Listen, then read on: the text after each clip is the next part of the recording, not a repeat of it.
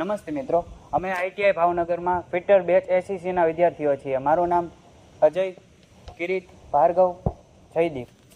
Fitter ટ્રેડની તાલીમ દરમિયાન અમે તાલીમના ભાગરૂપે આ એક મોડેલ બનાવ્યું છે જેનું નામ છે bridge working by hydraulic and pneumatic system, જે હાઇડ્રોલિક અને ન્યુમેટિક સિસ્ટમ તરીકે કાર્ય કરે છે. હવે આપણે જાણીશું કે હાઇડ્રોલિક્સ અને ન્યુમેટિક સિસ્ટમ એટલે શું. હાઇડ્રોલિક એટલે કોઈ પણ ફ્લુઇડ એટલે કે પાણી અથવા ઓઇલ દ્વારા કામ કરતી સિસ્ટમ, અને ન્યુમેટિક્સ એટલે હવા દ્વારા કામ કરતી સિસ્ટમ. આ મોડેલમાં અમે હાઇડ્રોલિક્સ તરીકે પાણીનો ઉપયોગ કર્યો છે અને ન્યુમેટિક્સ તરીકે હવાનો ઉપયોગ કર્યો છે. હવે આ મોડેલ કઈ રીતે કાર્ય કરે છે તેની માહિતી મારો મિત્ર કિરીટ સમજાવશે.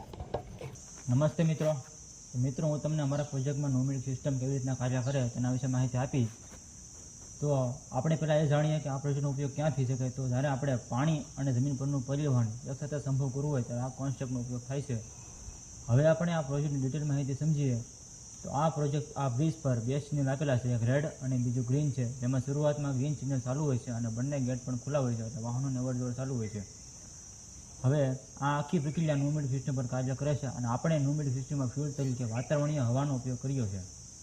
હવે ત્યારબાદ ગ્રીન સિગ્નલ બંધ થશે અને રેડ સિગ્નલ ચાલુ થશે, તેની સાથે બંને ગેટ પણ બંધ થઈ જશે અને વાહનોને અવરજવર રૂકી જશે. હવે આની પછી આગળની માહિતી હાઇડ્રોલિક સિસ્ટમ કેવી રીતના કાર્ય કરે તેના વિશે મારો મિત્ર મકવાણા ભાર્ગવ સમજાવશે. તો નમસ્તે મિત્રો, હું તમને હાઇડ્રોલિક સિસ્ટમ વિશે સમજાવીશ કે શું છે હાઇડ્રોલિક સિસ્ટમ.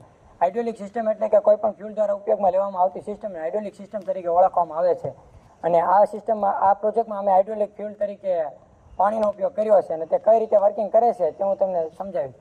કે તો તમે જોઈ રહ્યા છો કે રેડ સિગ્નલ જેવો ચાલુ થયો છે અને ન્યુમેટિક સિસ્ટમ દ્વારા જે ગેટ બંધ કરવામાં આવ્યા છે અને વાહનોની અવરજવર ઊભી રહી ગઈ છે. ત્યારબાદ હાઇડ્રોલિક સિસ્ટમ દ્વારા બ્રિજને ખોલવામાં આવશે અને બ્રિજ ખુલી ગયા બાદ નીચે પાણી પરનું રહેલું જહાજ છે તે રસ્તો પસાર કરી લેશે અને રસ્તો પસાર કરી લે ત્યારબાદ હાઇડ્રોલિક સિસ્ટમ દ્વારા ફરીવાર તેને બ્રિજને બંધ કરી દેવામાં આવશે અને બ્રિજ બંધ થઈ ગયા બાદ જે રેડ સિગ્નલ છે તે ગ્રીન સિગ્નલ થઈ જશે અને ન્યુમેટિક સિસ્ટમ દ્વારા જે ગેટ બંધ કરવામાં આવ્યા છે તે ખુલી જશે અને વાહનોની અવરજવર ફરી શરૂ થઈ જશે.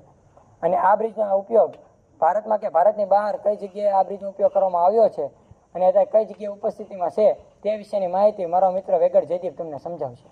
નમસ્તે મિત્રો, હવે તમને અમારા પ્રોજેક્ટ વિશે સંપૂર્ણ માહિતી મળી ગઈ છે. તો હવે આપણે જાણીશું કે આ પ્રકારના બ્રિજ ભારત અને ભારત દેશની બહાર ક્યાં આવેલો છે.